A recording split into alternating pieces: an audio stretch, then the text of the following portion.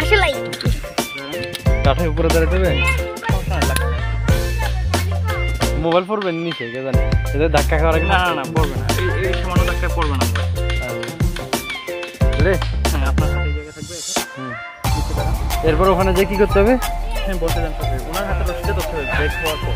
আল্লাহ আল্লাহ, আমি হ্যাঁ ready ready ready হাত ব্রেক হবে